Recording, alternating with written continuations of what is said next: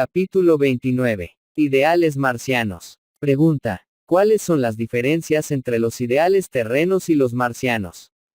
Ramatiz: la humanidad terrena ansía liberarse del sufrimiento y del trabajo obligatorio, que aun tanto necesita, a fin de desarrollar las facultades creadoras del futuro ángel.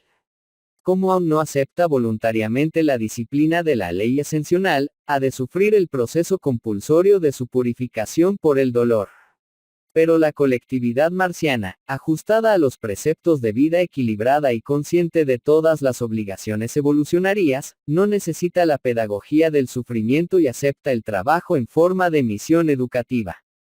Su ideal, pues, es desarrollar las facultades creadoras del espíritu, a fin de asumir la divina misión de procuradora del Padre.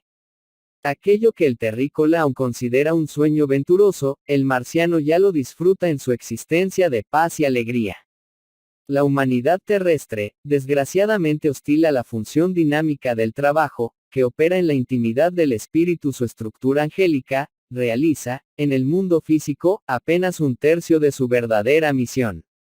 Considerando erróneamente que la labor es tarea incómoda y el placer es felicidad, olvida que el ángel es acción, movimiento y eterna facultad creadora.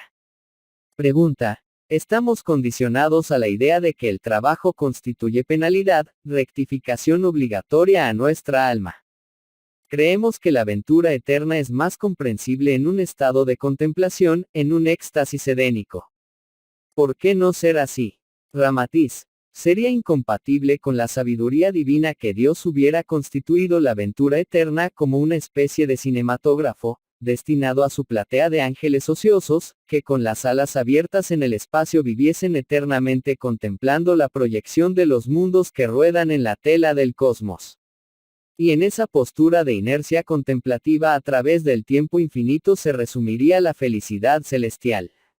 Pero, el reino de Dios está en vosotros, yo y mi Padre somos uno solo, y, el hombre fue hecho a imagen de Dios, son conceptos que explican con bastante claridad el misterio oculto de la verdadera vida del espíritu.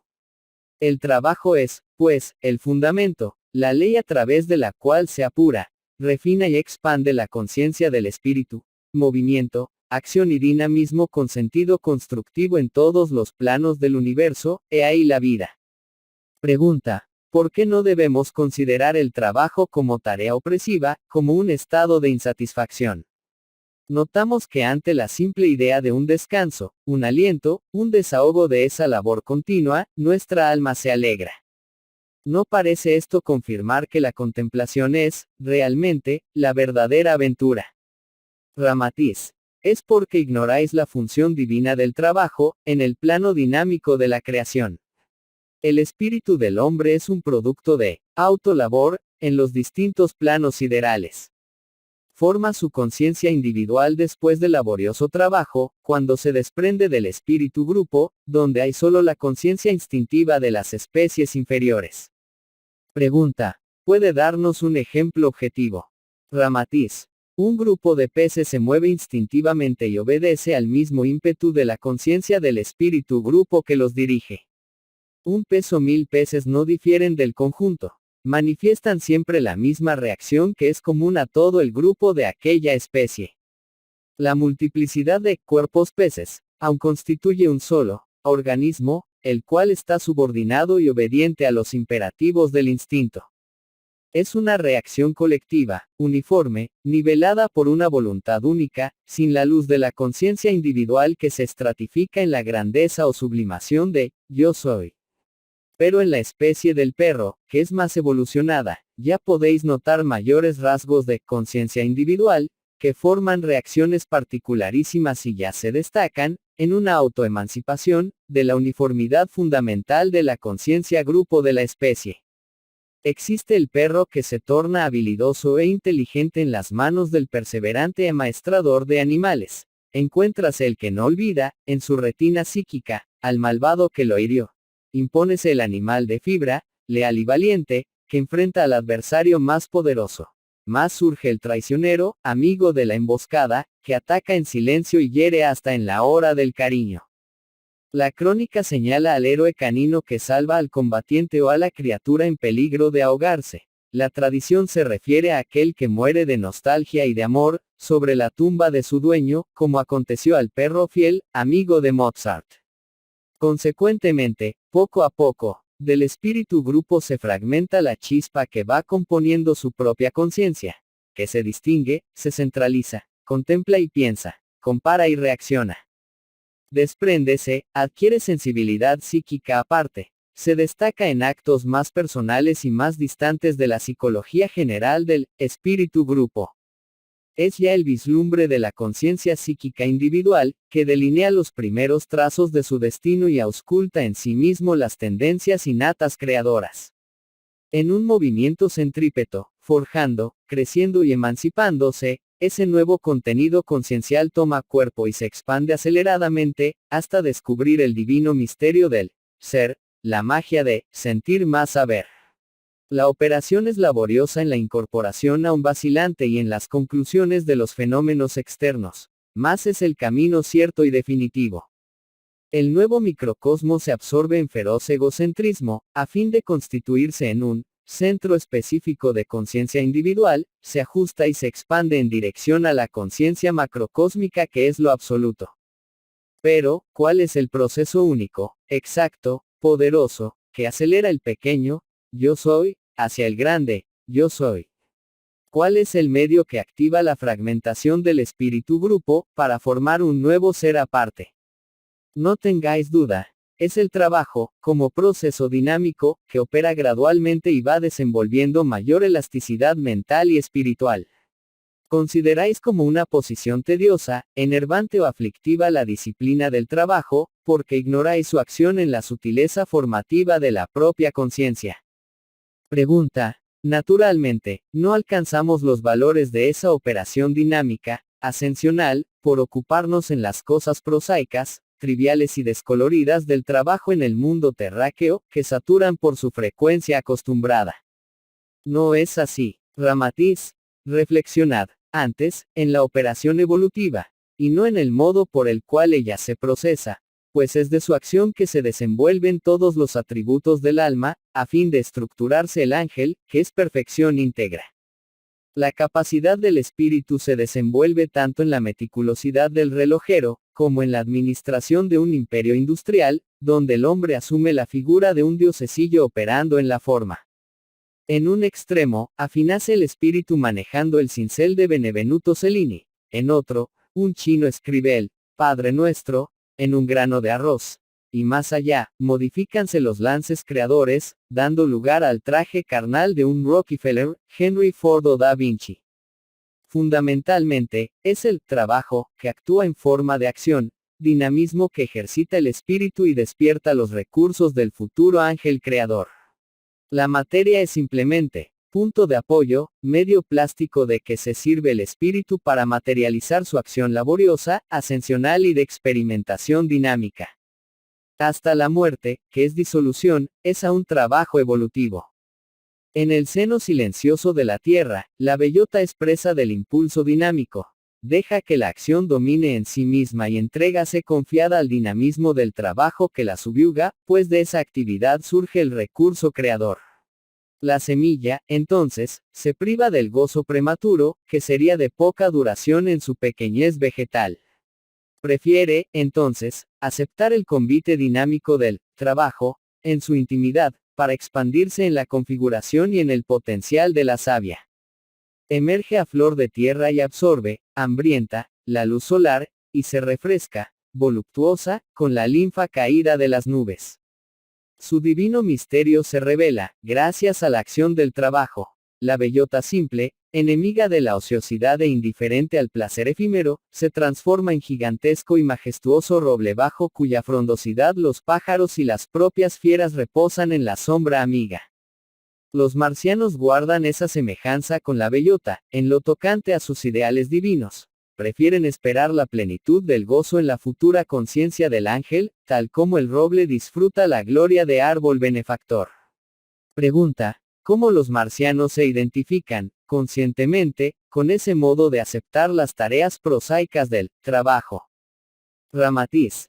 Ellos atienden subjetivamente a ese imperativo común a todos, realiza tu trabajo con la máxima perfección, para no tener que repetirlo. Saben que tendrán que rehacer, compulsoriamente, todas las operaciones ascensionales que no sean cumplidas espontáneamente. Por tanto, se aplican con absoluto rigor al servicio, en la forma, sea cual fuere su expresión trivial, ejecutándolo con exactitud y honestidad. Aquello para lo cual el alma es negligente, o que regatea en una existencia, tendrá que repetirlo en el futuro, en nuevas reencarnaciones y en condiciones más severas, a fin de evitar su estacionamiento improductivo. El curso para que el espíritu se desprenda de la conciencia grupal, y ascienda a la conciencia angélica, es idéntico y exigible a toda alma, aunque varíe en cuanto a las lecciones emotivas o intelectuales. Hay que sufrir una serie de preliminares fortificantes y condicionales, a fin de lograr, por el esfuerzo propio, alcanzar la jerarquía angelical. El hombre de Marte es consciente de la fuerza poderosa y creadora del trabajo hecho con exactitud y vigilancia. Por eso se aplica a la labor tal como el religioso se devota a la oración. Pregunta: ¿cómo viven los marcianos para esos ideales superiores? ¿Cuáles son las disposiciones de vida que ellos asumen para lograr una más rápida concretización de sus ideales? Ramatiz: todos sus objetivos, naturalmente, se ciñen a la obtención de un más breve ascetismo. Habiendo comprobado la misteriosa corriente de amor divino que fluye de lo alto hacia lo bajo, todo lo hacen para armonizar lo más brevemente posible con las emanaciones atractivas del efluvio celestial. Como el ascetismo pide renuncia, los marcianos se ejercitan para la renuncia, pero sin huir o libertarse ostensivamente del mundo material. Renuncian en sí mismos, a los valores del mundo, mas no abdican de los principios educativos de la vida, en sus operaciones dinámicas en el intercambio colectivo. Como Dios y la luz siempre vencen los impulsos deformados del mundo inferior, pues el bien es amor, y es fuerza creadora, ellos gozan siempre anticipadamente su victoria en los objetivos superiores, porque lo saben ciertos y realizables. Los terrícolas, en tanto, viviendo en confusión, en la selección de sus ideales, en la terrible versatilidad de la duda y de la creencia, de lo cierto y de lo errado, de lo sano y de lo enfermo, se lanzan a la aventura por los caminos dolorosos del mundo, viviendo placeres ínfimos por cuenta de una supuesta felicidad. Pregunta: ¿se valen mucho de la oración, los marcianos, para lograr más brevemente sus ideales divinos? Ramatiz: la oración, en su verdadera esencia, es un esfuerzo que el alma emprende para elevarse vibratoriamente a las corrientes superiores. Se ejercita momentáneamente, procurando ampliar la estatura del espíritu. Intenta la liberación transitoria de la forma, que la seduce e hipnotiza, en el ciclo de las vibraciones letárgicas. La oración, al proporcionar esa fuga momentánea, auxilia al espíritu a sumergirse en la esencia divina que le caldea la estructura conciencial. El orad y vigilad, en la divina voz de Jesús, bien os advierte de la necesidad que aún tenéis del ejercicio de la oración, que es gimnasia moral, para desarrollar los músculos del espíritu. La oración apresura la ascensión, acelera la vibración espiritual y aísla el alma del contacto asfixiante de la forma. Habitúa, poco a poco, al hombre, para el futuro comportamiento del ángel. El espíritu se apacigua, se enternece, y el instinto retrocede, atemorizado, ante la fragancia de la luminosidad que emerge de lo íntimo de quien ora con fe. El propio fascineroso, caído de hinojos, en la oración de agudo arrepentimiento, desprende chispas santificantes del espíritu, y abrazado más tarde en incendio de amor, se transforma en ángel potencial, porque sus actos, ideas y conducta forman un estado casi permanente de oración. En realidad, ellos, en esas actitudes, son la oración viva. Ante el predominio de los estados inferiores, como son la maledicencia, la calumnia, la obscenidad, irritabilidad, envidia, celos, vanidades, e indiferencia al sufrimiento ajeno, que son comunes a los terrícolas, se hace necesario mayor suma de preces, con el fin de que el alma se reajuste, momentáneamente, a la vibración superior. Ese auxilio, ese recurso o socorro divino, es menos necesario al ciudadano marciano, porque él, viviendo obediente a la ley divina, puede, relativamente, prescindir de la advertencia de, orad y vigilad para no caer en tentación. El ideal superior, constantemente vivido, opera en la intimidad del espíritu marciano, sustentándolo en nivel angélico. El instinto agresivo y rudo de la forma es vencido, implacablemente, por el estado permanente y natural de las oraciones vivas, concretizadas en los propios actos de su vida.